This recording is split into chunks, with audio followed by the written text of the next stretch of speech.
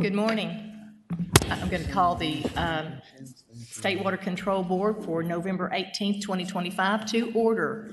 Welcome, everyone. And before we get started today, I'm going to go ahead and read my rules before I forget them. And then we'll have an approval of the minutes. And then Mr. Yob will have a statement that he needs to give this morning. So let me read the rules and we'll do a moment of introduction from everyone, please. Attendees may not erect any signage inside or outside the meeting room or the building. Attendees are not entitled to be disorderly or disrupt the meeting from proceeding in an orderly, efficient, and effective fashion. Disruptive behavior may result in a recess or removal from the meeting. Possession or use of any device that may disrupt the conduct of business is prohibited, including but not limited to voice amplification equipment, bullhorns, blowhorns, sirens, or other noise-producing devices, as well as signs on sticks, poles, or stakes, or helium-filled balloons. All attendees are to be respectful of all speakers. Rules may be enforced fairly and impartially, not only to ensure the efficient or effective conduct of business, but also to ensure no interference with business of the complex, its employees, or its guests. Attendees wishing to record the proceedings are welcome to do so. However, you may not interfere with the business of the meeting, nor impede the view or participation of other meeting attendees and the staff. No smoking is allowed unless in a designated outside space. This includes tobacco and e-cigarettes. No alcohol, firearms, pyrotechnics, weapons, or any substances or items controlled by law are allowed. No firearms are allowed in the state's contracted spaces except for firearms carried by law enforcement officers or authorized security personnel. All violators may be subject to removal from the meeting facility. Anyone removed from the facility may not re-enter. Anyone who fails to comply with removal may be charged with trespass. So this ends the rules. Again, we're going to have them all memorized before long. So moving on, I will ask for introductions, starting down here to my left for introductions of the board members, please. Tommy Brennan, Henrico County. Michelle Johnson, Charles City County. Scott Cameron, Fairfax County.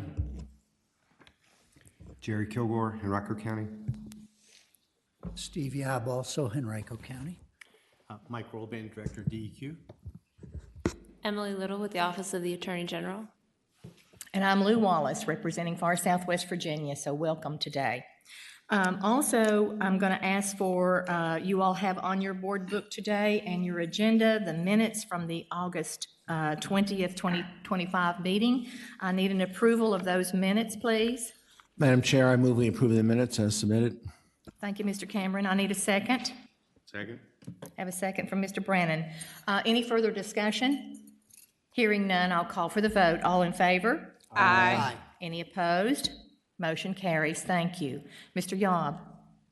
Good morning, Madam Chair. I have submitted to the DEQ staff a signed transactional disclosure statement pursuant to Virginia State and Local Government Conflicts of Interest Act before participating in or voting on a number of items on today's agenda.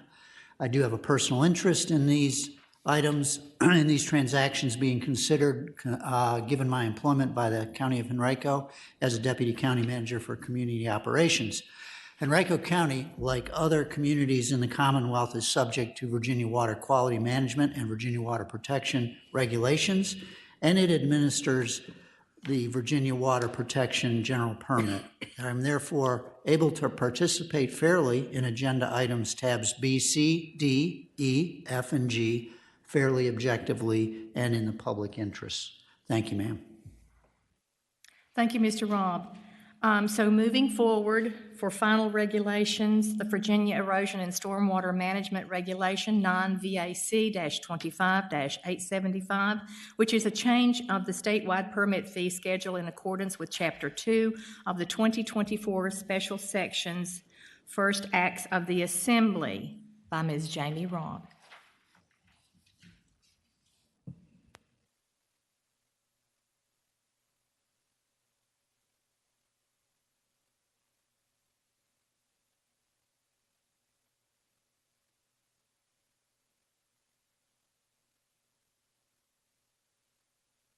9 VAC 25-875. These amendments specifically address the fee schedule set forth in these regulations. Chapter 2 of the 2024 Special Acts of the Assembly, the Budget Bill, directs the board to amend the existing permit fee schedules such that the fees of the Virginia Pollutant Discharge Elimination System, permits for discharges of stormwater from construction activities, and municipal separate storm sewer systems are set at an amount representing no less than 60%, but not to exceed 62% of the direct costs for the administration, compliance, and enforcement of such permits. You may recall that the proposed amendments were presented to the board in March 2025, and the board authorized the department to move forward with public participation. Today, I'm presenting to you the final amendments. Excuse me. This slide may look familiar to you. It was included in the presentation back in March and included today as a refresher. The Erosion and Stormwater Management Program is funded through the fees established pursuant to the regulations. To determine the needed fee adjustments, the department started by using the fiscal year 2024 data that you see on the screen today. In 2024, the fees collected for permit actions and annual maintenance fees covered less than 40% of the overall cost for the department to implement the programs. As previously mentioned, the budget bill directs the board to amend the existing fee schedule such that the fees are set at an amount representing 60 to 62% of the department's implementation cost. This analysis demonstrates that the increase in existing fees of approximately 56 to 61% is needed to fund the stormwater program. The amendments to the permit fee schedule were published in the Virginia Register on August 11th, 2025. That initiated a 60-day public comment period, which ended on October 10th. On September 23rd, the department held a public hearing on the final amendments. During that public comment period, 9 total comments were received. The comments focused on 5 primary areas. Regarding the fee adjustment schedule, commenters expressed concerns with adjusting the fees annually because of the timing with local planning and budgeting. Suggestions were received to adjust fees at an interval of every 5 years. Regarding the use of the Consumer Price Index to annually adjust fees, commenters raised concerns that the Regulatory Advisory Panel had considered this concept but not fully vetted it. Commenters also raised concerns that basing fee increases on the CPI may result in increased fees that outpace actual program needs. Regarding the amount of fee increase, one commenter raised concerns that the increase in fees for construction stormwater permit coverage creates a hardship for the development community that already faces increased costs to meet environmental regulatory mandates. Additionally, a comment was raised concerning the increase in fee for maintenance fees for MS4 permits. Comments were received on the increase in DEQ's share of the construction stormwater permit fee from 28% to 30%, stating that localities serving as a Virginia Erosion and Stormwater Control Authority are the ones implementing plan review, site inspections, and post-construction BMPs. Additionally, comments were received that the lower fees for construction stormwater permits applicable to state agencies, including colleges and universities, should also be applicable to those contractors implementing projects for those state entities. A detailed response to all of these comments are included in the agency background documents included in your board books. The final amendments to the Virginia Erosion and Stormwater Management Regulation fee regulations are to adjust the following: fees for new municipal separate storm sewer system permit coverage, MS4 permit modifications, new coverage for construction stormwater discharges, construction stormwater permit modifications and transfer of ownership, as well as annual maintenance fees for MS4s and construction stormwater permits. It's important to note that the stormwater fees have not changed in more than 15 years. 3 sections of the amendments are related to fees associated with the MS4 permit, which includes new permit issuance fees, major modification of individual permits, and annual permit maintenance fees. And here we have a table demonstrating what the existing fee is in the current regulation, as well as the revised fee that's in the final amendments. And this covers the permit issuance for MS4s, the modifications, as well as the maintenance fees. Final amendments for the construction stormwater permits include adjustments to the individual and general permit coverage fees for initial permit coverage, as well as modifications and transfers of ownership, as well as permit maintenance fees. And again, here we have a table indicating what the existing fee is in the current regulation, as well as what is in the final amendment. And this demonstrates those fees associated with new permit issuance for construction activities. And likewise, these are the fees existing and revised for the modification or transfer of ownership. And here we have the fees associated with annual maintenance fees. So under the stormwater program, any active construction stormwater permit receives an annual maintenance fee as long as that permit is active.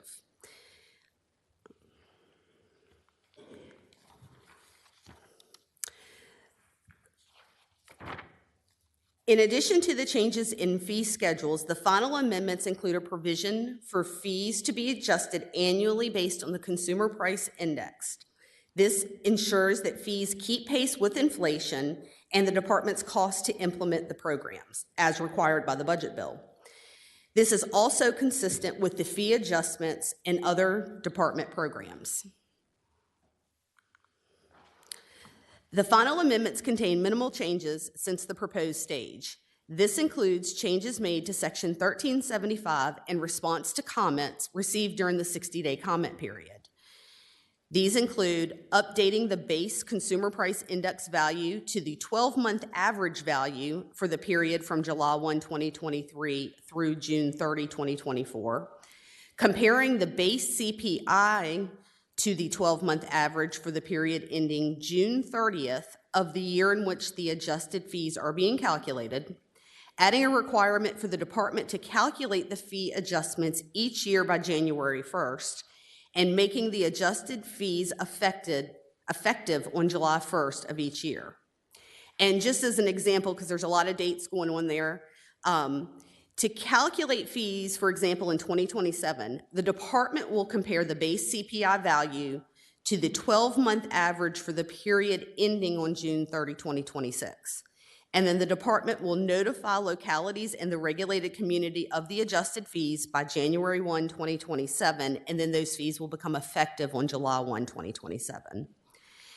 These changes provide permittees and VESMP authorities notice of fee adjustments, allows localities to estimate fees several months in advance of the effective date to assist with their planning and budget needs, and adjust fees at the pace of inflation, avoiding larger fee increases in the future. Changes were also made to clarify DEQ's role as the Virginia Erosion and Stormwater Management Program Authority for state agencies and federal entities, and those entities with approved approved standards and specifications, and as the Virginia Stormwater Management Program Authority for localities that implement a Virginia Erosion and Sediment Control Program only. This was an omission in existing regulatory language. None of the changes since the proposed stage are substantive. And then lastly, the effective date of the amendments is to be no earlier than July 1, 2026. And welcome to take any questions you may have. Any questions from the board? Hearing none, you may proceed. All right, thank you.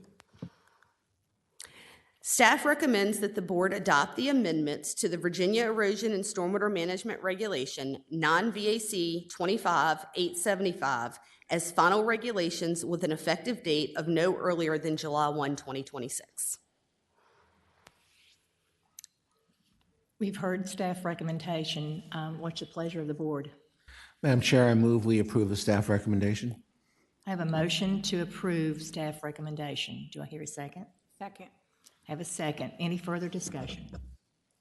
Hearing none, I'll call for the vote. All in favor? Aye. Any opposed? Any abstentions? Motion carries. Thank you. Thank you very much.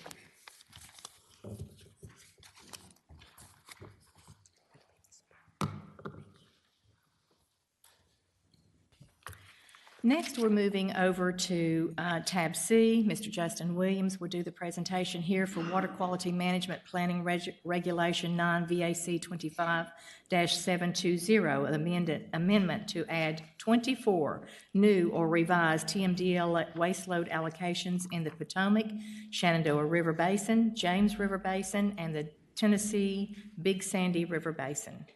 Mr. Williams, thank you. Good morning, Chair, members of the Water Control Board. I'm Justin Williams, and I manage the Watershed Programs Office at DEQ. Today, I'll present waste load allocations for inclusion in the Water Quality Management and Planning Regulations resulting from 4 total maximum daily load studies, and which are necessary pursuant to state and federal mandates. Specifically, I'll cover the applicable river basins for amendment, the laws requiring TMDLs to address water body impairments, a brief overview of the water quality improvement process and TMDL process, including permitting applications, and the specific waste load allocations for the board's consideration. As the board may be aware, there is both state and federal law that requires that there's action taken to address water quality impairments, including development of a TMDL. Specifically, the action for the board to consider today includes 3 new sediment allocations to the Potomac Shenandoah River Basin, 9 new sediment and 4 phosphorus to the James River Basin, and 8 new sediment to the Tennessee Big Sandy River Basin, for a total of 20 sediment and 4 phosphorus across 3 basins resulting from the 4 TMDL studies. This step today is part of the overall water quality improvement process that is undertaken to address water quality improvements identified as a part of the 303D impaired water bodies process. Pursuant to those state and federal mandates, we developed these TMDLs, or as we call them, cleanup studies, to include both waste load allocations, which are presented today, and load allocations, which consider the non-point sources that need to be addressed in order to improve the impairment. Implementation for the waste load allocation, which is considered by the board, is addressed largely through permitting, and the non-point sources in the load allocation are considered in the implementation plan considerations and are available to receive 319 funding. While the TMDL largely drives the actions in permitting to address the impairments, permitting conditions or limitations may occur based upon the actual impairment, including additional stormwater requirements for permits along water bodies with benthic impairments and nutrient credit restrictions for certain impairments. The overall TMDL process includes looking at the existing sources within the water body, both permitted and non-point source, and involving stakeholders using modeling and data to identify causes, sources, loadings, and necessary reductions to remove the impairment. The reductions necessary are identified as the overall TMDL endpoint, which is comprised as a waste load allocation before the board, the load allocation is mentioned for reductions for non-point source, and a margin of safety. The waste load allocation, which addresses permitted sources, can lead to permitting requirements or conditions around reduced pollutant discharges or action plans for permits, general permit conditions, including stormwater pollution prevention requirements, particularly related to inspections and dewatering, and restrict areas available for nutrient credit to purchasing upstream. There's related work that can impact these permitting conditions as well. As the board is aware, there was a Chesapeake Bay TMDL that was developed. So a lot of these additional conditions that may result from an individual TMDL may already be in place, such as inspection requirements or the limitations on nutrient credit purchase. Specifically for the board's consideration in the Potomac Shenandoah River Basin are the 3 new sediment waste load allocations. This covers approximately 20 miles of water bodies in Shenandoah County and is the result to address an aquatic life impairment driven by too much sediment. While most of the watershed is largely forested, most of the sediment of concern is driven by agricultural sources. In terms of considering permit implications or conditions, there are 3 individual VIPDs permits within the watershed and several general permits, including industrial stormwater and active construction stormwater permits that are considered as a part of the current source analysis in the TMDL process. Indeed, the process involving looking at the potential sources does look over the history of active general permits to ensure appropriate consideration in the equation and loading within the watershed. There are no MS4s in this watershed. And specifically, there are no required reductions for permitted discharges as considered within the waste load allocation and the total TMDL. The TMDL equations do include future growth for new and expanding permits, and because of the underlying requirements related to the Chesapeake Bay TMDL watershed and the impairment, this does not impose additional requirements for general permits. As its sediment, limitations on nutrient credit restrictions also would not apply. Within the James River Basin, there are several sediment waste load allocations for consideration and 3 phosphorus. This covers approximately 35 miles in Henrico, Goochland, and Richmond City. This is driven to address an impairment in aquatic life, with too much sediment across the watershed and too much phosphorus in those 3 water bodies. Developed land is driving a large portion of the sources, including impervious area, stream bank erosion, and other permitted activities, except for Dover, which includes more agricultural activities that is driving the impairment. The other consideration for the James River Basin is in the Black Hat Creek area. This is approximately 12 miles in Nelson County. Again, this was an aquatic life impairment driven by too much sediment in both water bodies and too much phosphorus in Black Creek. In this particular watershed, it is largely forested, and among the sources that are considered for the driver in the TMDL, that would be the agricultural activities. The permitting applications within the James River Basin costs 1 individual VIPDs permit that is actually for a sewage treatment plant. While there's no required actions related to the sediment, it does call for a 25.1% reduction in phosphorus for this permitted activity. There are several other general permits and 4 MS4s in the watershed. For the required reduction in phosphorus, the treatment plant was involved and invited to be a part of the stakeholder process, and DEQ has worked out to reach out to them to discuss training and other opportunities for implementation, which would occur in the next permit reissuance. Again, this equation does include future growth for new and expanding permits, and there's no additional general permit requirements that will be imposed related to stormwater because of the underlying impairments in the Chesapeake Bay watershed TMDL requirements.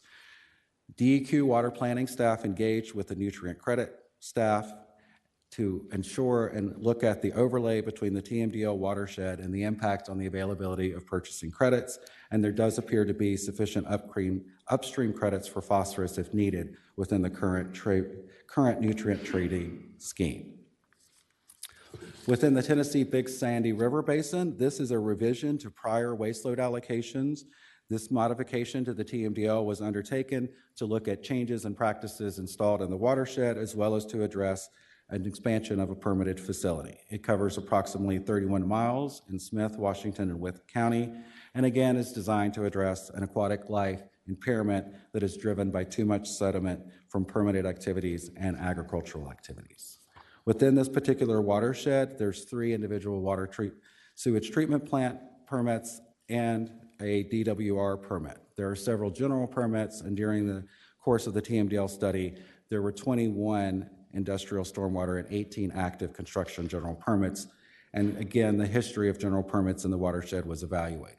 There are no locality MS4s in the watershed, and there's no required reductions for these permitted activities within this waste load allocation presented to the board.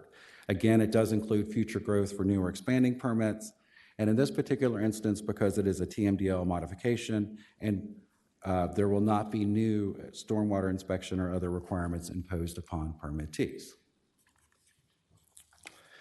All of the TMDLs involve a very robust and significant public participation process as we work with stakeholders to identify appropriate scenarios for implementation and identification of the waste load and load allocations in the TMDL process. In this particular instance, For the Crooked Stony Pew Run, there were 2 public meetings and 3 community engagement meetings with 13 to 40 attendees. For the Dover Deep Henrico Tribs area, there were 3 public meetings, 3 community engagement meetings, and 16 to 24 attendees. Black and Hat Creek had 2 public meetings, 6 community engagement meetings with 11 to 32 attending, and Middle Fork had 2 public meetings, 2 technical advisory committees with 7 to 21 attendees. All 4 TMDL reports had no public comments during their final public comment stage. There was a notice for the waste load allocations for the board to adopt from September to October for the waste load allocations presented, and no comments were received during that period either. The action presented for the board today is pursuant to Article 2 of the Administrative Process Act and the exemption for TMDL study, development, and waste load allocations. And with that, I will pause for questions. Any questions for Mr. Williams from the board? Hearing none, you may proceed. Thank you. The staff recommendation today is for the board to amend the Water Quality Management Planning Regulation 9 VAC 25720 to include the TMDL waste load allocations as shown in attachment 2 of the board book material, and affirm that the board will receive, consider, and respond to petitions by any interested person at any time with respect to revision or reconsideration. You've heard the staff recommendation. What's the pleasure of this board? Madam Chair, I'd like to make a motion that we adopt the staff recommendation as presented. A second. I have a motion and a second to adopt the regulations from the staff recommendations. All in favor? Aye. Any opposed? Motion carries. Thank you.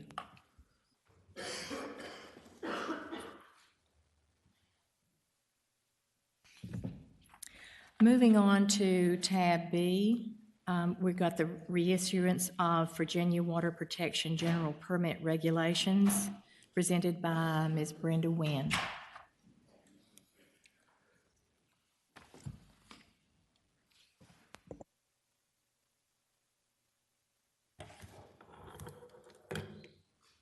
Hello, everyone. My name is Brenda Wynn. I'm the manager of the Office of Wetlands and Stream Protection at DEQ, and I'm here to present the final stage of our amendments to reissue Virginia Water Protection General Permit Regulations 9 VAC 25-660, -670, -680, and -690.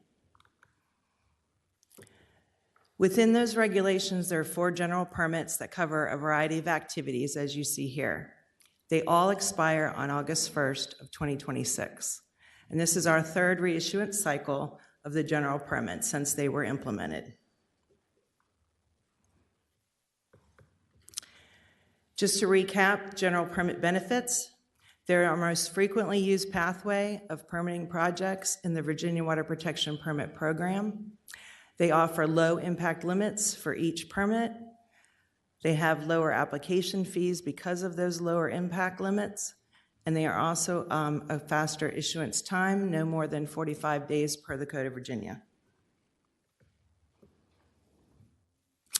The actions we've taken to date include the June State Water Control Board, where we introduced our proposed regulatory amendments, and you approved the staff to go to public comment.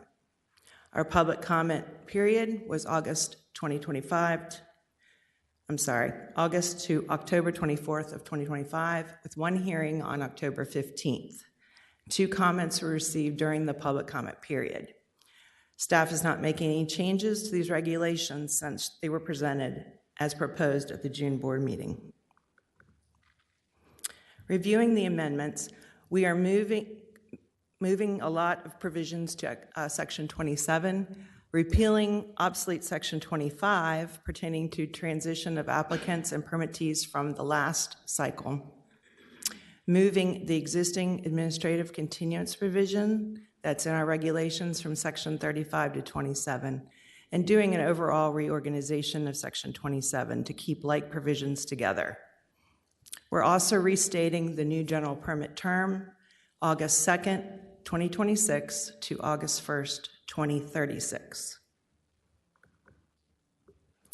We're removing obsolete reference to the Virginia Stormwater Handbook that's in 690, and we're replacing references to the 1992 Virginia Erosion and Sediment Control Handbook with citations to the Virginia Erosion and Stormwater Management Regulation 9 VAC 25-875. We're also making corrections to typos and grammar, updating titles, version dates, and links in the forms and documents incorporated by reference sections of each regulation. The public comments we received were from the Virginia Transportation Construction Alliance in support of the current VWP4 permit use limits, which are currently at 2 acres of wetlands or open water impacts and 1,500 linear feet of stream impacts. They also supported a 10-year permit term. Another comment asked questions regarding reasonable assurance for environmental protections, and reasonable assurance is obtained through application reviews, inclusion of permit conditions or coverage conditions, and compensatory mitigation for unavoidable permanent impacts. The detailed response to these comments are in your agency background documents of the board book. No change to the regulations in response to public comments are proposed. And I will take some questions if anyone has them. Questions from the board? Madam Chair, I have one question. How will this affect linear projects or projects that can't move? I've had tremendous experience with this, unfortunately, over the years. Transportation, and I see VCTA commented, so if you could address that, please. The comment had was mostly for the aggregate industry in WP4, so there's no effect on that, and there's no effect on WP3, which is typically for linear transportation projects. Mm-hmm. Anyone else? You may proceed. I'll proceed to the staff recommendation. Staff recommends that the State Water Control Board adopt the general permit regulations as final, Chapter 660, 670, 680, and 690, as shown here, and affirm that it will receive, consider, and respond to petitions by any person at any time with respect to reconsideration of these regulations as provided by the Administrative Process Act. I'll entertain a motion from the board on staff recommendations, please. Madam Chair, I move that we approve the staff recommendation. I have a motion. I need a second. Second, Madam Chair. I have a second. Any further discussion? All in favor? Aye. Any opposed? Motion carries. Thank you, Ms. Nguyen. Thank you.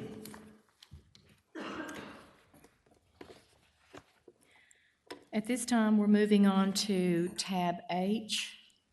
That's proposed regulation, water quality standards, 9 VAC 25-260-2024 triennial review rulemaking to adopt new, update, or cancel existing water quality standards as required by 62.1-44.15 of the Code of Virginia and the Federal Clean Water Act 33 USC 1251.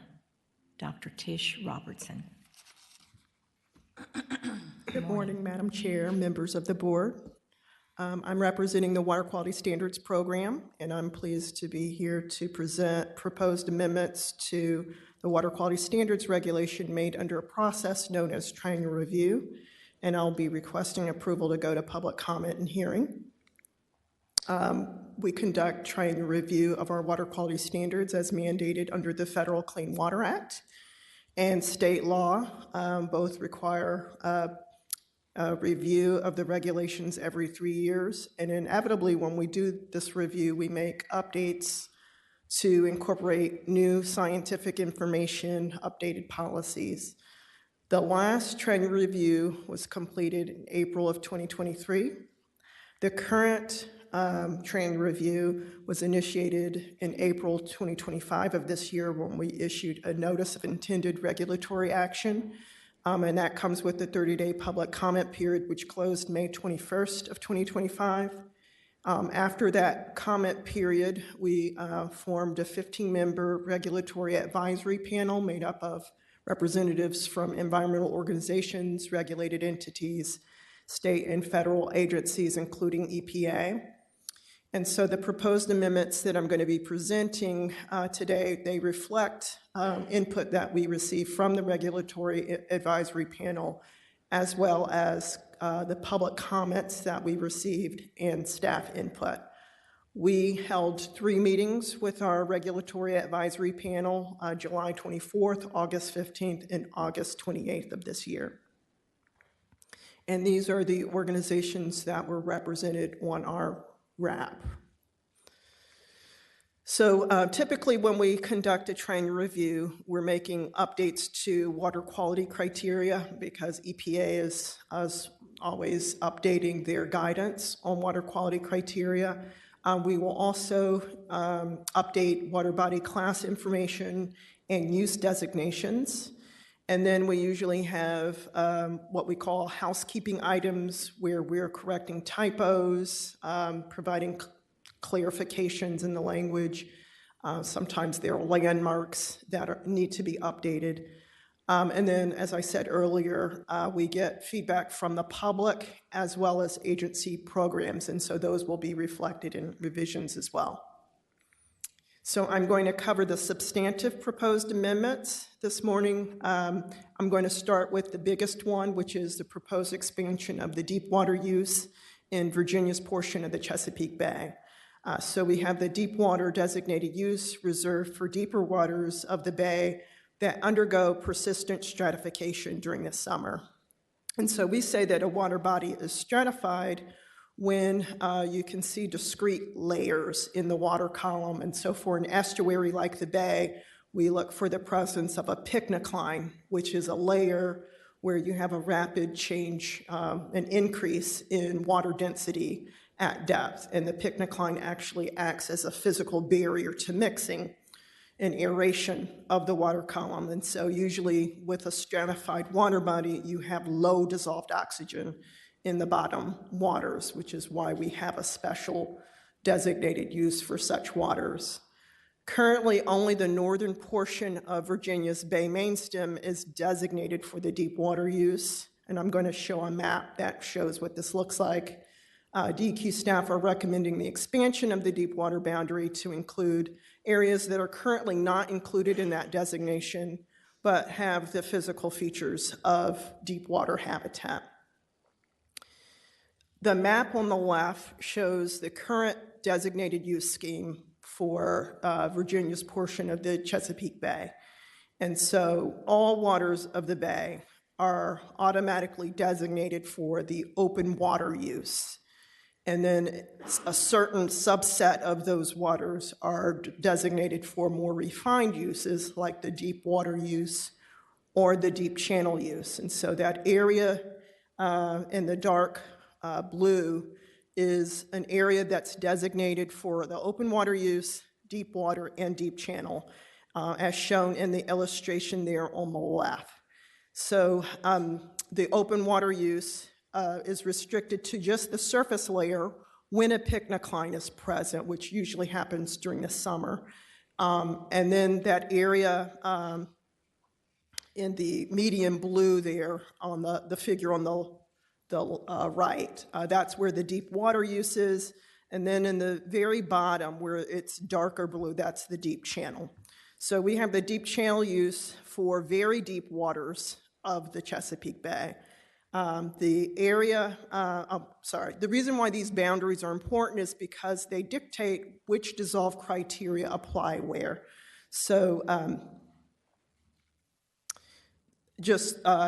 the numbers there represent kind of the more routinely assessed criteria, and so the open water habitat gets the most stringent DO criterion, and then the deep water gets a lower, less stringent DO criterion, and then the deep channel gets the least stringent because that's where, due to the stratification, you would expect to find very low DO, and the aquatic life are physiologically adapted to such low levels. The area in the medium blue color there on the map on the left is only designated for the open water and deep water uses. So if you look at the figure on the right there, that's what it looks like as a cross-section during the summer, where the open water use is restricted to the surface, and then below the top of the picnic line, it is the deep water use. And it's the deep water applies throughout the entirety of that picnic line all the way down to the sediment. And Dr. Robertson, didn't I see 1 milligram per liter on the bottom on a different slide, or I just saw it somewhere?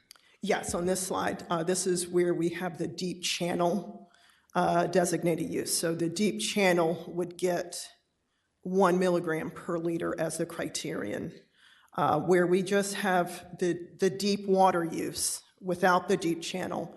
It's 3 milligrams per liter from the start of the picnic line down to the sediment. And so the area on below the median blue area on the map on the right, on the left, is only designated for the open water use. So we apply 5 milligrams per liter from surface to bottom in those waters. So the issue is that when EPA laid down these boundaries in 2004, there was an assumption that the Atlantic Ocean is, due to our proximity to the Atlantic, constantly recharging the bottom waters. And so that would obviate the need for a special designated use because the DO was assumed to be high enough to support the open water use. What DEQ staff are finding is that assumption is not actually matching up with our monitoring data. There is some recharge and replenishment, but not enough to actually alleviate the low DO that's being caused by the stratification. And so I'm going to just show what the stratification looks like because it's important for the board to see that there was a lot of monitoring data to support this proposal. So this station that we're looking at and the red star on that map is a deep water station. It's within the current boundary of the deep water use. And so the profile that we're looking at is of water density, and it's basically taking all of the density measurements that DEQ has been measuring going back to the 80s. So it represents 40 years of monitoring data. If this was a well-mixed water column, you would expect that black curve to be a straight line up and down. But the fact that you have a bin there indicates that it's a stratified water column during the summer. And that dashed line there is representing the average depth of the picnic line. And so that's characteristic of a deep water water body.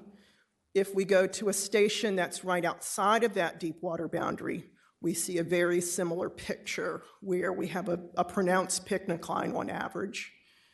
Even further away from the boundary, we see even more pronounced, and this is because this station is actually a very deep station. It's 22 meters deep on average, whereas the station shown on the left, there's only 10 meters. So we have very deep water in that area of the bay that's not actually designated for the deep water use. Even going almost to the mouth, we see the stratification there. Now, stratification is an important feature of deep water habitat, but it's not sufficient to get the designation. You also have to show that there's low dissolved oxygen linked to the occurrence of the picnic line, and that's what these figures are showing. So I know it's a lot to look at, but each figure there is representing a different monitoring station. And in the upper left there, there's the deep water station that we were looking at earlier as our reference. And so you see that the picnic line shown by the little blue dots at the top of the figure, that's giving you the frequency of picnic lines over all of our monitoring events going back to 1985. So 98% of the time, a picnic line is present there, and the red lines indicate those monitoring events where we observe low dissolved oxygen levels below the picnic line. Low DO would be less than 5 milligrams per liter. So pretty much every time we go to that station, we're going to find low DO in the bottom waters. and the little red circles or stars there indicating where very low DO was observed. And so you can see that in those stations to the right of that figure, all of them, we have low DO present below the picnic line, and we also have a high frequency of stratification. The heights of those bars are indicating how much of the water column is taken up by low DO. So the figure here in the middle, that's CB 7.2, the 2 got dropped off, but that station is the very deep station that we were looking at the previous slide. On average, we're looking at like 10, 11 meters worth of low DO. That's a lot of the volume taken up by low DO, and that is likely why we're not attaining the open water criterion in that area. And so the scheme on the left is what we've been looking at. That's the current scheme for the designated uses in Virginia's Chesapeake Bay. What's being proposed is the image on the right, where all of the segment CB6PH is being proposed for the deep water use, and most of the segment CB7PH is being proposed. The area at the mouth is being excluded because DEQ staff cannot find any evidence of low DO in that area. And then also there's a channel that cuts through Maujack Bay that's also being included in the proposal.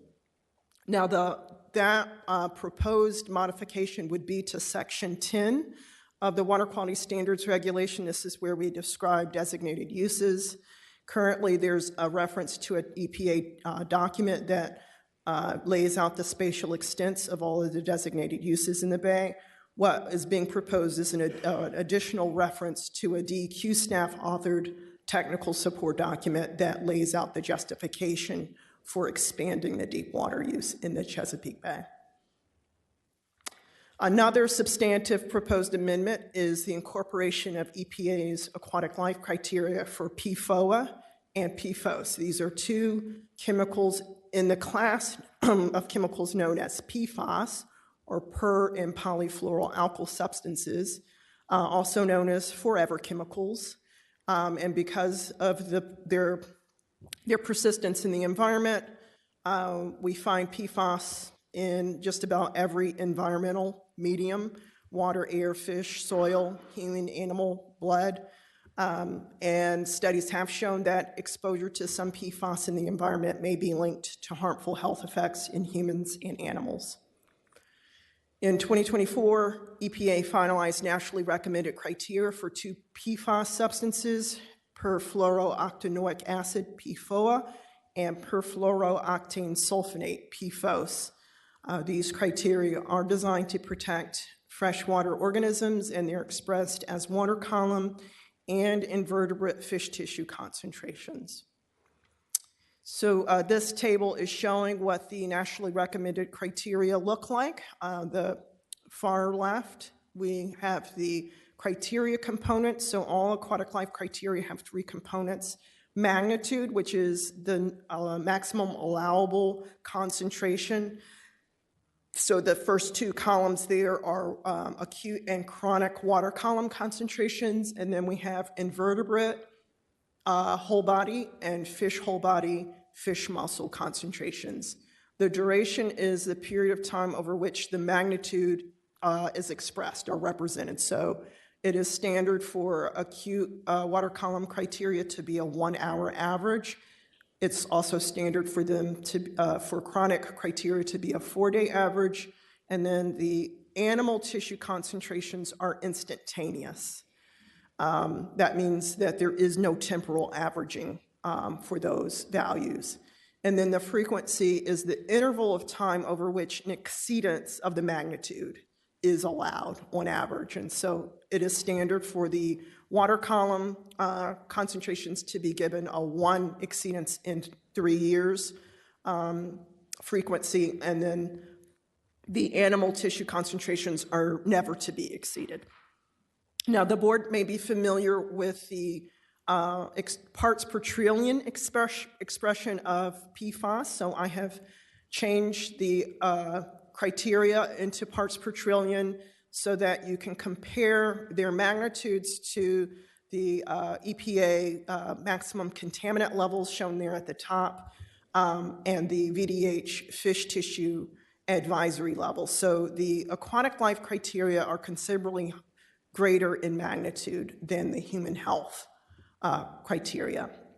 Now, this item was the only item that the regulatory advisory panel did not have a full consensus on. We did have one RAP member who had concerns about adopting the criteria without EPA implementation guidance. And so DEQ staff feel that the criteria are relatively straightforward, and we do not anticipate that there would be any issues implementing these criteria. So then the next substantive proposed amendment is amendments to the copper biotic ligand model language. The board adopted the copper biotic ligand model in 2016 to provide an alternative to hardness-based freshwater copper endpoints. We're modifying the language to include a statement that agency-approved procedures are to be used for conducting a BLM study and deriving freshwater copper criteria for permitting evaluations. So a study is required because there are 10 input parameters for the BLM, and many of them are geochemical ions. So there has to be a pretty substantial data set to actually implement these criteria. And we are currently working on an implementation guidance for conducting the BLM study as well as deriving the freshwater copper criteria. The recommended changes also make it clear that the BLM-based criteria supersede hardness-based criteria. And then in section 185, this is where we have our Chesapeake Bay aquatic life criteria. We have a list of dissolved oxygen criteria, and 11 of the criteria magnitudes are presented in this section. 6 of them are currently expressed as a whole number, while the remaining 5 have 2 significant digits. So there's a number in the ones place, and then there's a tenths place. So there are 2 significant digits for some of the criteria, but only 1 digit for the others. If you look elsewhere in the regulation where we have DO criteria applicable to inland waters, you see 2 significant digits in those criteria. So DEQ staff are recommending to bring greater consistency to DO criteria in the regulation, that those 5 of those criteria in the section 185 have a 10th place holder added to them. So we have the table here showing the dissolved oxygen criteria in section 185. The numbers in the red boxes are the ones being proposed for the 10th place holder. This would ensure that implementation programs know that measurements need to be rounded to the 10th place, and just alleviate confusion there. And another modification to section 185 is to the implementation language that's in this section pertaining to Bay DO criteria. Current language restricts the assessment of these criteria to the cumulative frequency distribution method. This method has not allowed for the assessment of all Bay DO criteria using all existing data sets. And so the change would allow for the use of DEQ approved methods, including the cumulative frequency distribution. And then we have proposed amendment in section 310 to incorporate site-specific DO criterion for the tidal Chickahominy River. So this is a water of the bay, and DEQ staff have been applying default DO criteria to this segment of the bay, but DEQ staff have recently determined that the water quality in the tidal Chickahominy is significantly influenced by surrounding wetlands. And so we know that wetlands have a depressing effect on DO, and we are seeing low DO in this system. EPA has developed a special DO criterion for situations like this, and so staff are recommending that this special DO criterion be applied to the tidal Chickahominy. We have a similar situation on the eastern shore with the tidal Pocomoke River, which is shared between Maryland and Virginia, as you can see in the map on the right. It sits right on the state boundary, and Maryland has adopted that special DO criterion that I was talking about that EPA developed for wetland influenced water bodies, whereas Virginia has been using the default DO criterion of 5 milligrams per liter. And so DEQ staff are recommending that the special DO criterion be applied to Virginia's portion of the Pocomoke River so that there is greater consistency there. So those are the substantive proposed amendments. A number of issues came up during the public comment period, and that's shown here. These were presented and deliberated in front of the regulatory advisory panel. The summary of these issues and our responses are provided in the board materials. And I will pause here for questions.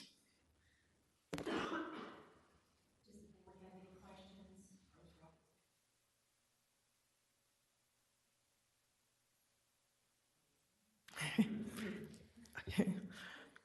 Staff recommendation, authorize staff to proceed to public comment and hearing with the proposed amendments to include the changes to the water quality standards 9 VAC 25260 for triennial review as presented today, and authorize staff to serve as the hearing officer for public hearings on this amendment. Thank you. What is the board's pleasure on the staff recommendation? Madam Chair, I'd like to move that we approve staff's recommendations. I have a motion. I need a second. Second. I have a motion and a second. Any further discussion from this board? Hearing none, I'll call for the vote. All in favor? Aye. Aye. Any opposed? Motion carries. Thank you, Ms. Robertson. At this time, we're moving on to the agenda, other business, fiscal year 2026, Virginia Clean Water Revolving Loan Fund, final authorizations. Ms. Megan Mayfield, please.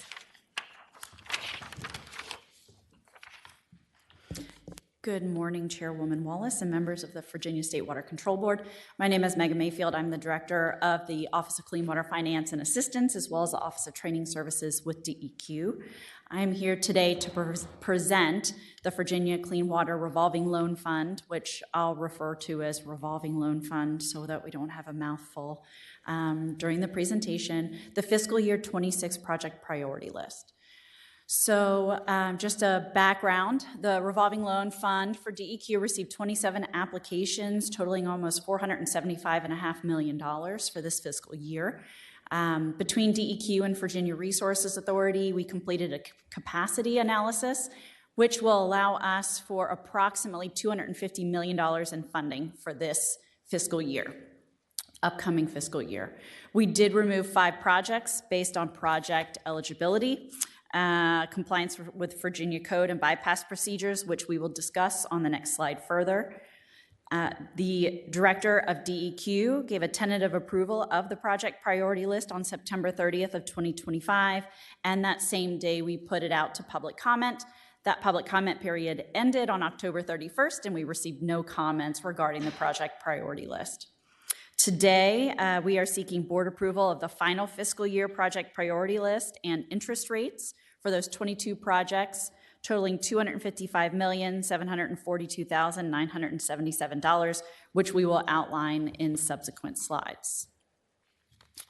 With regards to the Revolving Loan Fund fiscal year 26 application reviews, 2 loan requests were reduced based on DEQ's design manual criteria number 3, which is ability to secure funding from other sources. We did reduce Hampton Road Sanitation District requests from $150 million to $60 million because in the past 4 years we have we have given authorization to $300 million to HRSD and revolving loan. And then Prince William County H.R. Mooney facility, we reduced the request from $36 million to $10 million, as in the past 3 years, we have authorized $120 million to that facility. One loan request was reduced under the Clean Water Act Section 603C1, which is eligibility. Upper Occoquan Service Authority, we did reduce their request from $6.6 million to $1.3 million. This was based on a determination of maintenance versus improvement. They did include $5.3 million in their request to replace carbon filters, which have a life cycle, and those need to be replaced frequently. And as such, we could not include that in this programmatic request. We did decline one loan request for land conservation. We bypassed that based on State Code 62.1 to 29.3, which is the code that requires that we satisfy all wastewater eligible projects before approving land conservation. And as we weren't able to satisfy those, we did have to bypass that. Additionally, 4 loan requests were bypassed based on DEQ's design manual criteria number 5, readiness to proceed. As you can see, Craig Newcastle, Carroll County, Morey Service Authority, and the town of Abingdon were all bypassed as they did not meet the requirements for our design, as well as EP expectations for construction start dates, and were outside of project pace. Here you can see the proposed project list. These are all 22 projects on the top that are white, as well as you can see the ones grayed out on the bottom were the ones that were bypassed. You can see the requested amounts there in that third column over, as well as the approved amounts, and those only changes are as we described in the earlier slide. So again, 22 projects for almost $256 million. Here are the fiscal year 26 interest rates. There were some hardship rates that we were able to award this year for those localities that met that project criteria. The other projects are going to be at the program rate, which is a minimum of 1%, but the rate will be determined at the time of close. Any questions regarding the project priority list or decisions that were made? Any questions from the board? You may proceed. Thank you very much.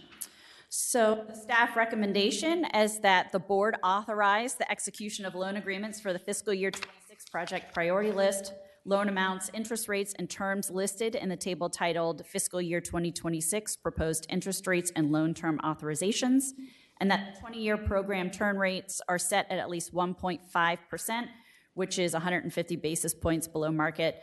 25-year term program rates are 1.25%, 125 basis points below market, and 30-year term program rates are 1%, 100 basis points below market, based on Virginia Resource Authority's evaluation of the market conditions that exist about a month prior to each closing. The hardship interest rate will be 0.5%, and the minimum interest rate will be 1% for all other loans. Loan closings will be subject to a receipt of favorable financial capability analysis report and supporting documentation from Virginia Resources Authority for each loan recipient. Thank you. Board, you've heard staff recommendation. What's your pleasure? Madam Chair, I move we adopt the staff recommendation. We have a motion to approve staff recommendation. Second. I have a second. Any further discussion? Hearing none, I'll call for the vote. All in favor? Aye. Any opposed? Motion carries. Thank you. Thank you.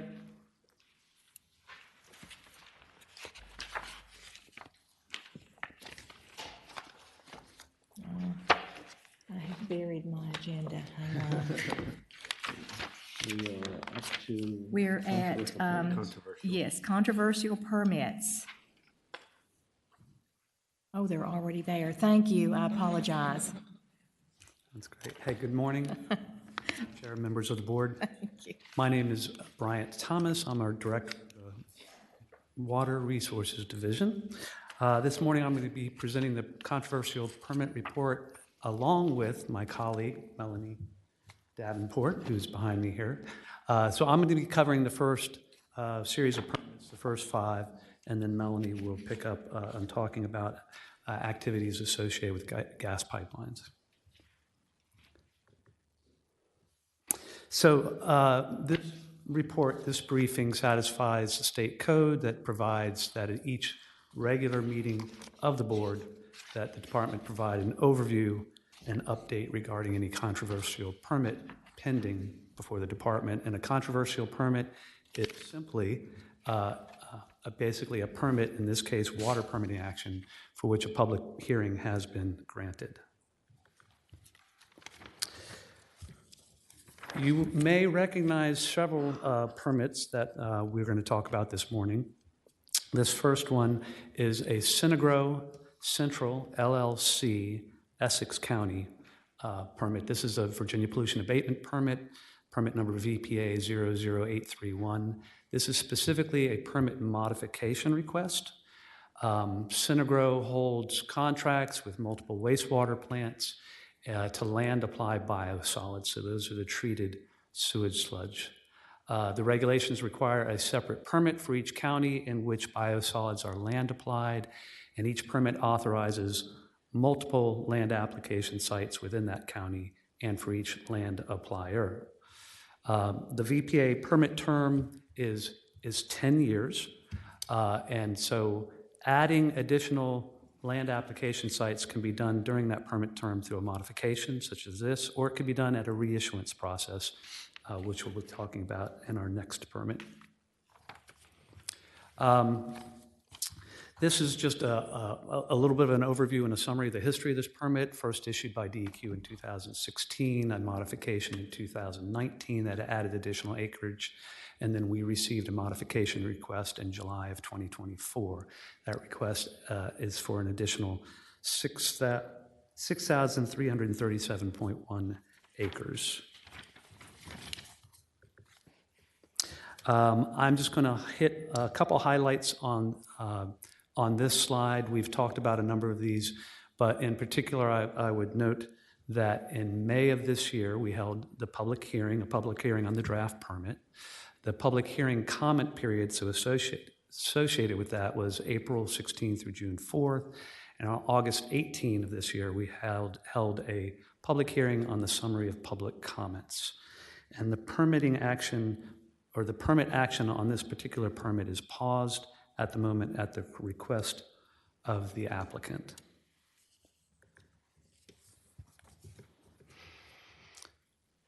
The next permit we'll look at is also a VPA permit, a Virginia Pollution Abatement Permit, VPA permit number 000075. This is for Synagro Central LLC in Orange County, and this is the reissuance of that permit. Again, the permit term is 10 years. This is the reissuance. And at reissuance, as I mentioned earlier, additional land application sites may be requested for addition. These maps show first the location of the county in the Commonwealth on the top right, and then within the county, the areas where land application is either currently authorized in green or would be added in the burgundy color.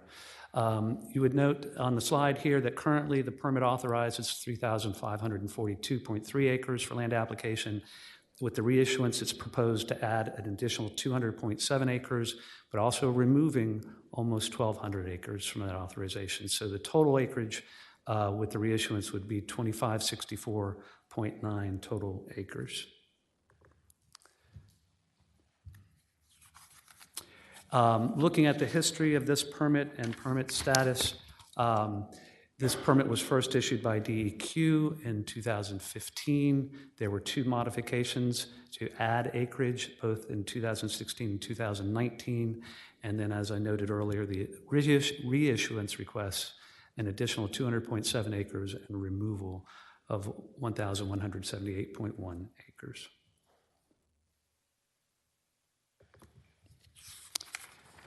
And then as far as the permit timeline and some of the major items on here, I would note that the public comment period on the draft permit was extended from July 3 through August 4 of this year. DEQ granted the hearing request at the end of August. The public hearing was held on October 23rd of this year, with the comment period associated with the public hearing extending from September 18th through November 7th. Looking ahead, and we are expecting that we will hold the summary of public comments hearing. It's going to be in December, January. We'll be working around the holiday schedule to work through that when we will be holding that next hearing.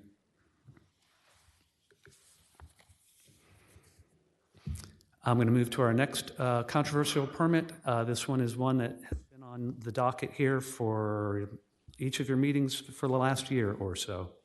This is the Caroline County, Virginia Water Protection Permit, VWP, permit number 20-0514 for the Rappahannock River water supply. This is a new VWP permit issuance, and it pertains to a surface water withdrawal from the Rappahannock River for public water supply purposes. I would note, as we talk about this, the VWP permit, the VPA permits, the last two we looked at were 10-year permit terms. This is a 15-year permit term. And an overview, these are some key dates. I'm going to kind of pick it up at the very bottom. The public hearing held in September of 2024.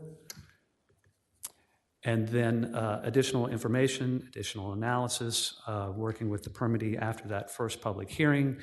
We then went for a second public hearing and associated comment period on an updated or revised permit. The comment period on that updated draft permit extended from August 10th through September 25th of this year. The hearing was on September 10th, and then on November 6th, we held the second hearing, which is the summary of public comments hearing. Looking ahead, we are expecting final permit action on this later this month.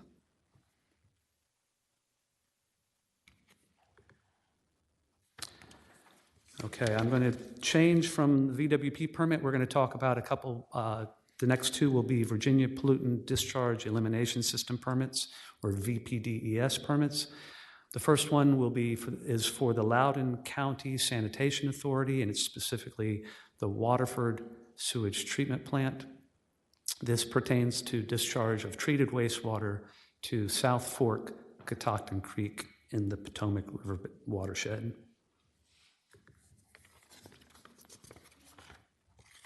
The permit history, if you will, and permit status, we received the application in July of 2024 for this reissuance. The draft permit was issued to the applicant in June of this year, and the public comment period associated with that draft permit was held between July 12th and August 11th of this year, and the request for a hearing was approved in September 3rd. The public hearing was held on October 22nd. And the public hearing period, the comment period associated with the hearing extended from September 19th through November 6th. We're looking ahead, we're expecting the summary of public comments hearing, so that second hearing in December, and a final permit action in December, but again, we're going to be working around the holidays, so that's what we're looking at is in the December time period. And then the last controversial permit that I will be presenting is for the Arlington County Water Pollution Control Plant. This is VPDS permit number VA0025143. Again, this is a reissuance of that permit. The VPDS permits have 5-year permit terms, and this again pertains to the discharge of treated wastewater to 4 Mile Run in the Potomac watershed. Looking at the history of the permitting action and the permit status, we received the application in June of 2024.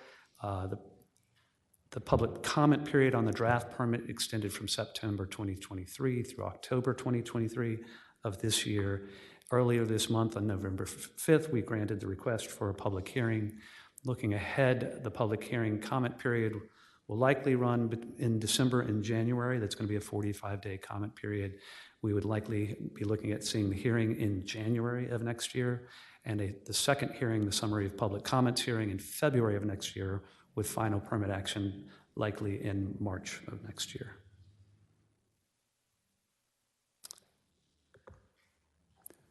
So that completes my portion of the presentation. I will pass it off to Melanie, but I will also entertain any questions if anybody has any of those. Madam Chair, I have two, may I? Yes. The Synagro being put on hold, what is the reason for that they're putting it on hold? I presented that there's 2 permits from Synagro, one in Essex County, I'm referring to the Essex. one in Orange County. It's my understanding that they want to have the Orange County permit proceed and see how that proceeds. The comments we're receiving on the permits, particularly on biosolids, pertain specifically to PFAS. That's the primary issue of concern, and I think Synagro is just looking to bring both of these permit actions on a similar track and see how they proceed and what type of comments and what may happen over the course of the next couple of months. And then my second was, why a reduction in orange? You would assume that they would be increasing, not reducing. So is there a reason for reduction? I'm not familiar with the reason for reduction specifically, but it's not uncommon to be changing their game plan, if you will. They are adding some acreage and adding some fields, but I'm not aware of the specifics on why that significant reduction in orange with this reissuance. Okay. But we can follow up and find out and be glad to share that information with Well, you. you answered the Essex. The orange, it's just curious. Okay. Thank you. Madam Chair, I have nothing else. Thank you. Any further questions? Thank you, Mr. Bryant. Thank you. Madam Chairman, members of the board, I am going to continue to talk about 3 additional controversial permits that DEQ is currently considering. This is the first time that you will hear about all of these permits. And in fact, there are 3 permits related to 2 projects. The first project is the Transcontinental Gas Pipeline Company, or Transco, their Southeast Supply Enhancement Project. This project goes by lots of names. Eden Loop is how they also describe it, and it's construction of a 42-inch diameter natural gas pipeline, almost 27 miles long, from Transco Village, which is in Pittsylvania County, to the Virginia-North Carolina state line. It includes the addition of 2 electric motor-driven compressor units at existing compressor station, and the purpose of this project is to provide an upgrade of existing facilities between Virginia and North Carolina. The project corridor is almost exclusively contained within an existing 100-foot wide construction right-of-way that will include a 50-foot permanent right-of-way once construction is complete. For this project, DEQ is considering 2 required permits. The first is a Virginia Water Protection Permit, and that's number 25-1277. The second is an Upland 401 Water Quality Certification, which is certification number 25-001. As you might recall, when this board considered permitting for the Mountain Valley Pipeline mainline, you issued an Upland 401 Water Quality Certification. That concept was actually codified by a subsequent General Assembly action. So this is the first time that we are seeing a project that exceeds the 36-inch pipeline diameter that requires both the VWP permit and the Upland 401 Water Quality Certification. We are processing these permits separately to the extent that each one will have a separate record and record of decision, but they are on the same schedule, which is outlined here.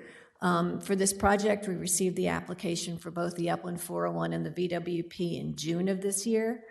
We issued a draft permit and the tentative certification decision to the applicant on September 16th. We actually public noticed both the draft permit and the notice of a hearing at the same time on the assumption that there would be requests for a public hearing because it will probably be considered a controversial permit. Those public notices were published on September 20th.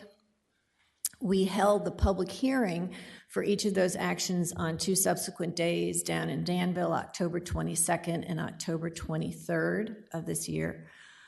We anticipate the summary of public comment hearing will happen in December for each of those permit actions, and we are anticipating final permit action and final water quality certification decision sometime in December of 2025. The second pipeline project is the Mountain Valley Pipeline Southgate project.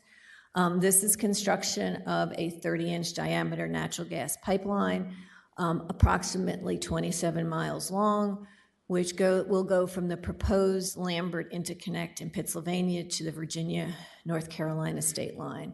The purpose of this project is to transport gas from that connection point with Mountain Valley Pipeline mainline to an interconnection point in East Tennessee natural gas system, which is in North Carolina, and then on to two delivery points in Rockingham County.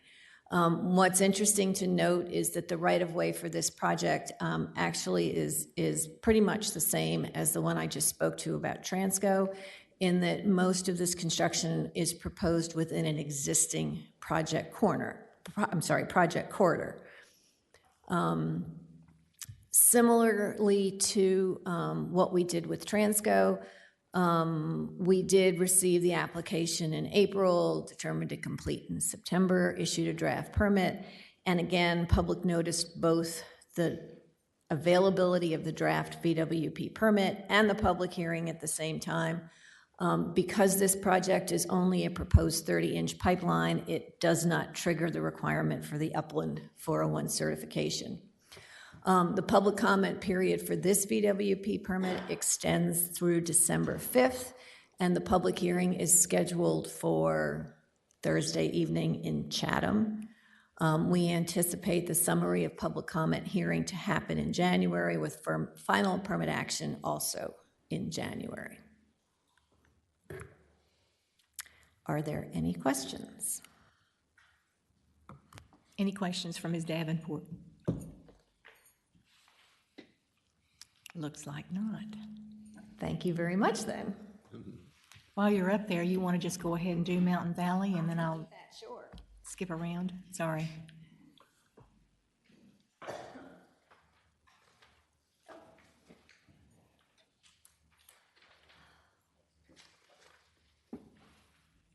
Somebody's going to have to pull it up for me, please.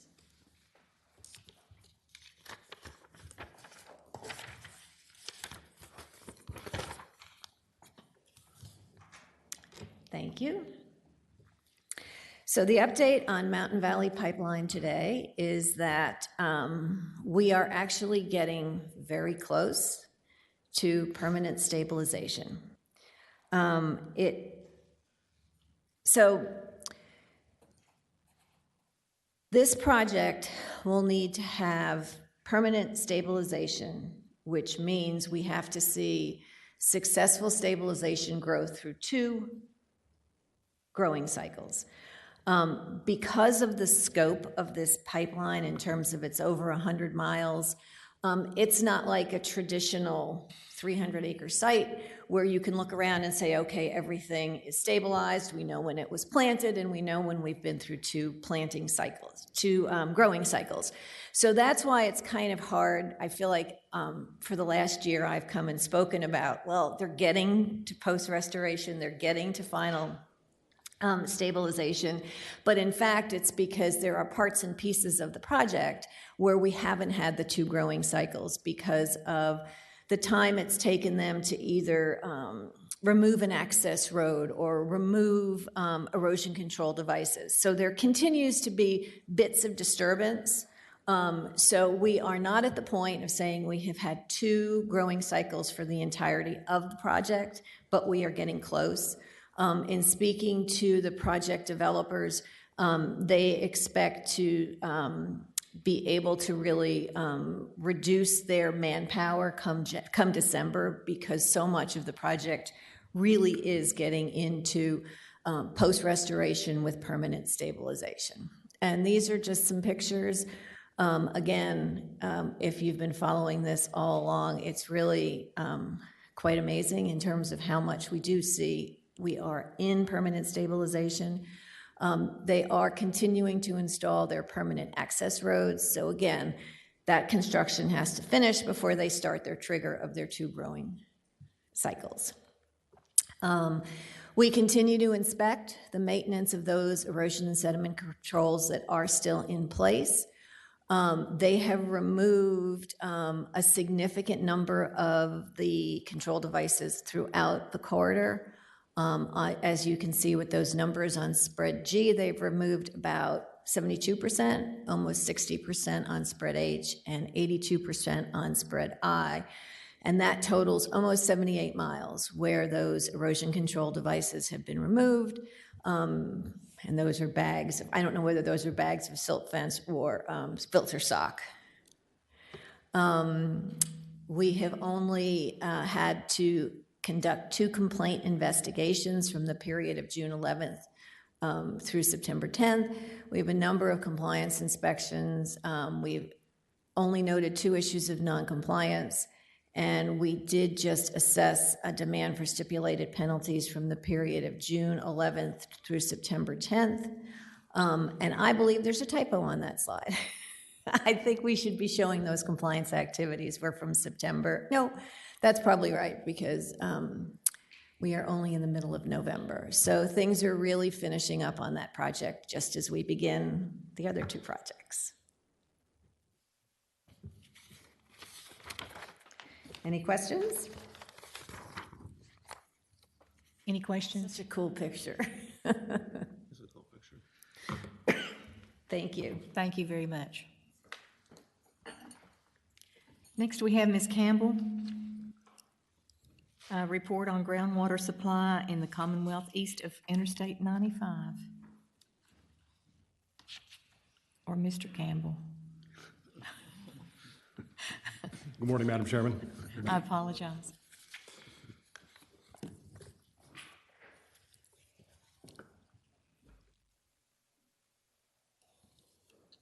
Let's see, do we have a... I've successfully messed the system up, and I apologize to everyone. I'll wait a moment to catch up.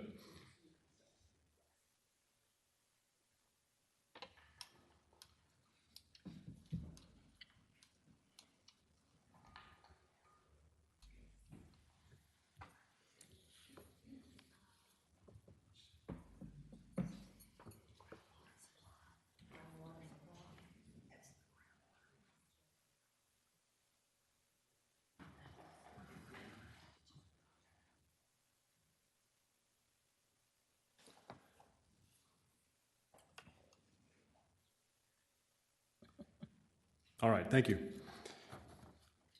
My name is Brian Campbell. I manage DEQ's groundwater characterization and monitoring program. As you may know, Senate Joint Resolution number 25 in the 2024 session directed DEQ to complete a study of groundwater supply in the Commonwealth east of I-95. And this presentation will preview the contents of DEQ's draft report, which will be delivered to the General Assembly for publication on the first day of the upcoming session.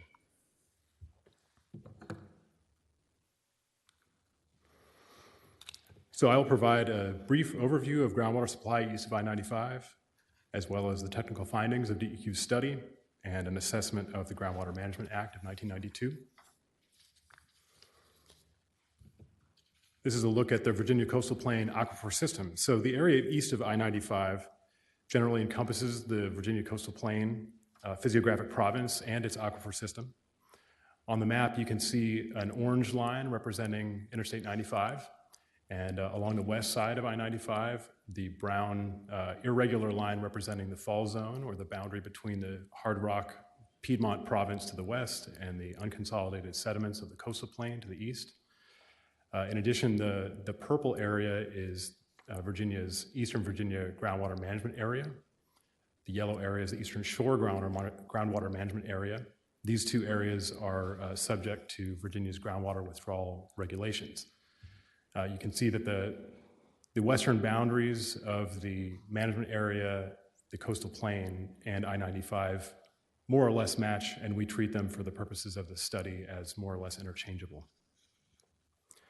Let's take a look at the aquifer system. So this is a generalized cross-section representing a west to east cross-section, more or less where the red line is placed on the map. It is generalized and conceptual.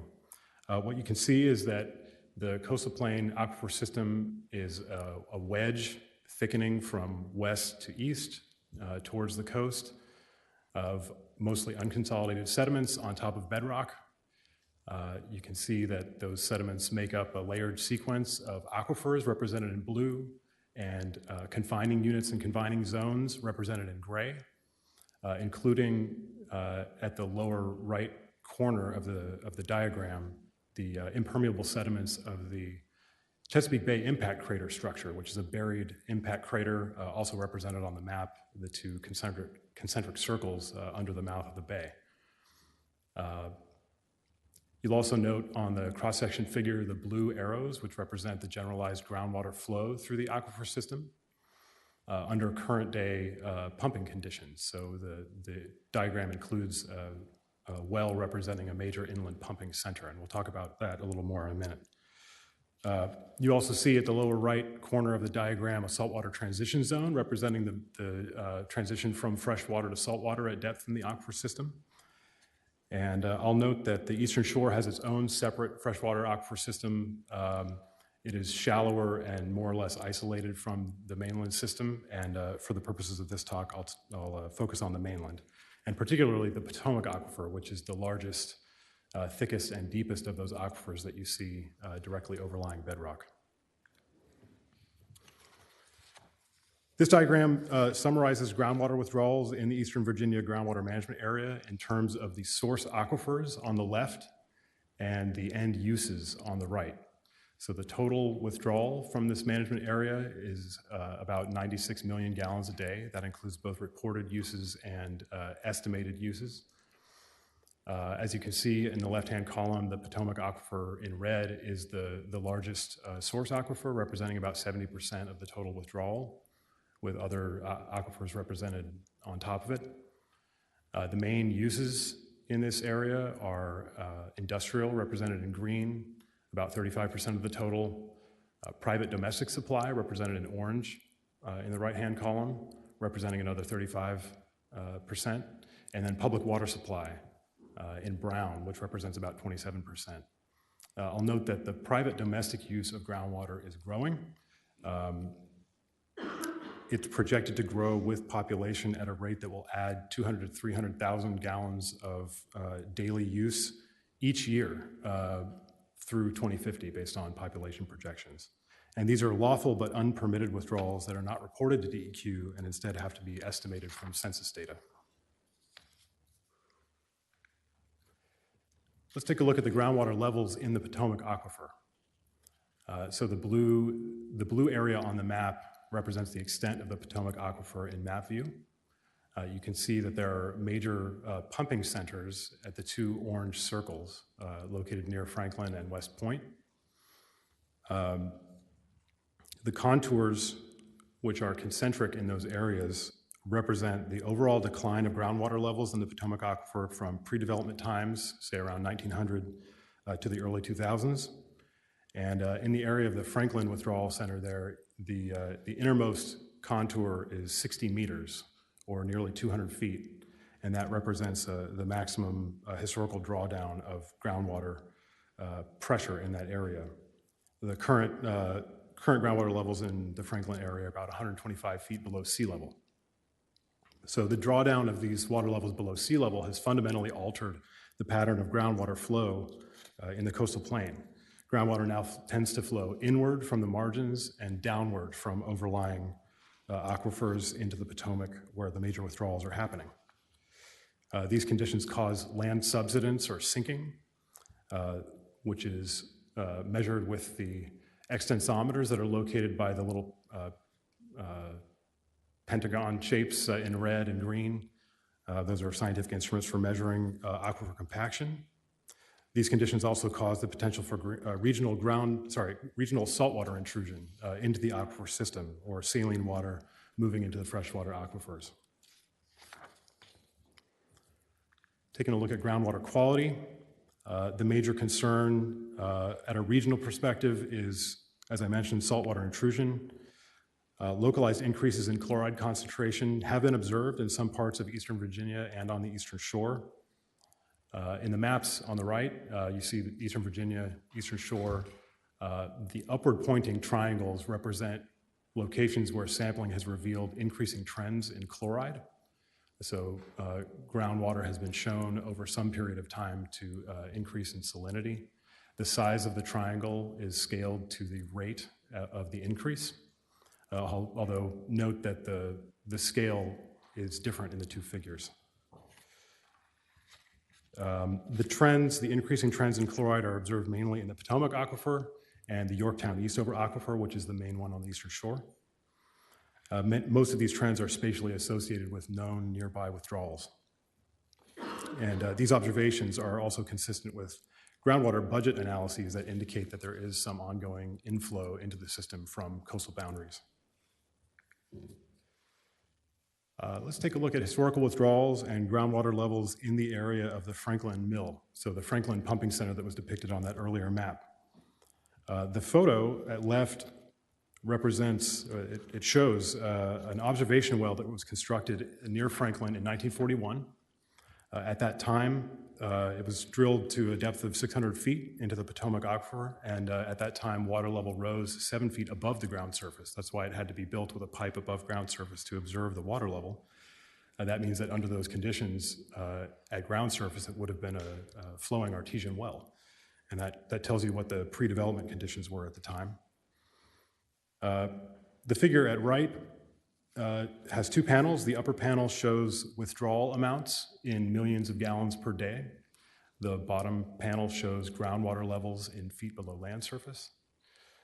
Both panels are scaled horizontally to years, starting in the early 1940s. So shortly after the photo was taken, on the left in 1941, you can see that groundwater levels were near ground surface, and then went through a series of stages where between about 1940 and 1970, groundwater levels fell rapidly as industrial usage intensified. Between the Groundwater Act of 1973 and the Groundwater Management Act of 1992, groundwater levels in this area continued to fall at a lower rate. The Groundwater Management Act of 1992 succeeded in more or less stabilizing the decline of groundwater in this area.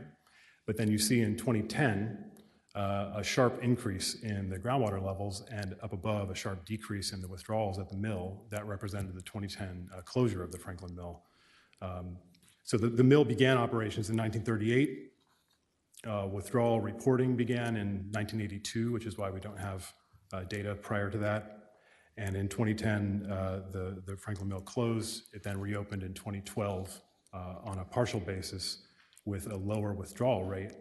You can see in the green line there was a partial return to withdrawals, and in the blue line, a corresponding rebound and then slight dip in the groundwater levels in that area. Now in 2014 and continuing through 2017, DEQ negotiated lower annual maximum withdrawal limits for the top 14 users in the groundwater management areas. This was termed the Virginia Coastal Plain Groundwater Initiative, and it succeeded in stabilizing the gains that resulted from the closure of the mill. So as I mentioned, after 2010, groundwater levels across the Potomac Aquifer, because of that local rebound, broadly rose and stabilized for about a decade. But around 2021, those rising trends stalled and began to reverse. And under current conditions, groundwater levels throughout the Potomac Aquifer are projected to resume declining in the next 5 to 10 years. DEQ performed some new analyses, new simulations of a single additional withdrawal on top of the baseline withdrawal scenario at each of 9 locations that are depicted on this map. The hypothesized withdrawal was 3 million gallons per day. Each of these locations is intended to represent the conditions of a particular region in the coastal plain. None of those would pass the evaluation criteria for permitting under the regulations. So we had our technical contractor calculate what volume would pass the criteria for permitting. And the results varied by region. And you can see that the maximum result was 360,000 gallons per day in Northumberland County at the far eastern tip of the northern neck. It's the largest circle on the figure. And those values varied down to less than 30,000 gallons per day, which is the lower limit of our analysis, where the red circles are. So the green circle is the maximum at 360,000 gallons per day. Red circles are the minimum at less than 30,000. And of those, only the best case estimate would support a large withdrawal. Our analyses have some implications for aquifer replenishment projects. So within the Potomac Aquifer, we've determined that pressure effects, meaning the spread of water levels, travel tens of thousands of times faster than the typical flow of groundwater molecules themselves. So this means that injections into the aquifer may yield a regional increase in groundwater levels with only local migration of the injected water itself. However, it also means that regional groundwater level gains may dissipate rapidly when the injections cease. So this finding complicates the forecasting of groundwater levels that could result from aquifer replenishment projects such as the Sustainable Water Initiative for Tomorrow, or SWIFT. And observed groundwater level data will be required for understanding and modeling the SWIFT effects on the aquifer system. Very briefly, our assessment of the Act is that the Groundwater Management Act of 1992 and its implementation show that regulation has had positive effects on the groundwater supply. However, these effects are currently insufficient for long-term sustainability. And our report will offer recommendations on how to make the Act more effective. Those recommendations are likely to fall into a couple of categories, including additional statutory and regulatory authority or clarification of that authority, and additional resources for DEQ in the form of staff and funding. And with that, I'm happy to take any questions. Any questions for Mr. Campbell? Madam Chair, Mr. Campbell, really interesting presentation. Would it be possible or appropriate to get a soft copy of that shared with this board? Yes, I think so. Okay, thank you. Mr. Campbell, what have you seen as far as subsidence in the Tidewater region due to groundwater withdrawal? And is there any offset from rebound due to post-glaciation? That is difficult to answer. We cooperate with the U.S. Geological Survey on that particular question, and we've funded a new extensometer at the West Point Mill to try to get a handle on that. However, because of some past budget cuts at the U.S. Geological Survey, there was a discontinuity in the record, and the full monitoring has only been restored over the past few years. And so USGS is still gathering data to determine exactly what the relationship is, what the rates are, and what the relationship is between withdrawals, rebounds, and the rate of subsidence itself. That said, there is measurable subsidence and aquifer compaction happening, and that data is available on the public-facing USGS website.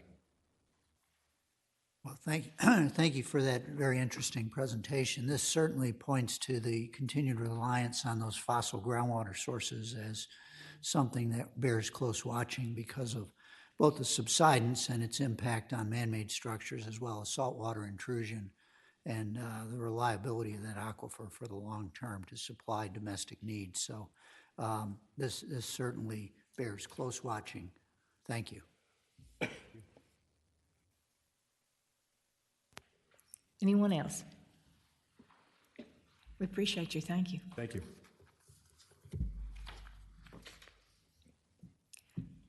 Next, we have Ms. Porterfield to do we have any public comments? We haven't had anyone sign up to speak today, so there's no one signed up for a public forum. All right. And so future meeting dates, I don't know that we have anything yet. We do not have a date in the future, but it will not be till 2026. Very good.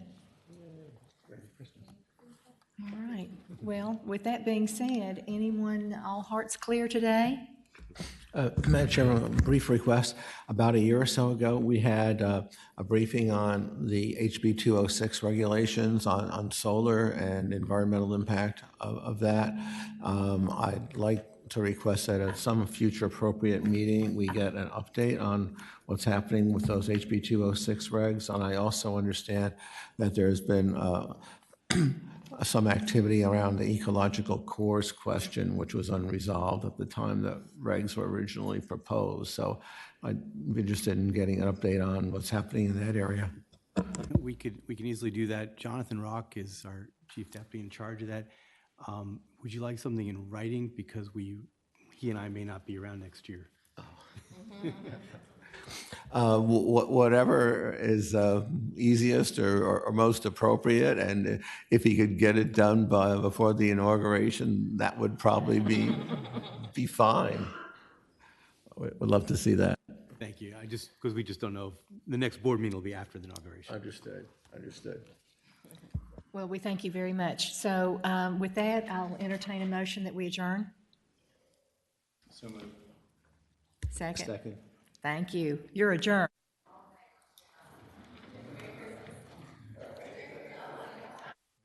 The Senate of Virginia, Richmond, Virginia.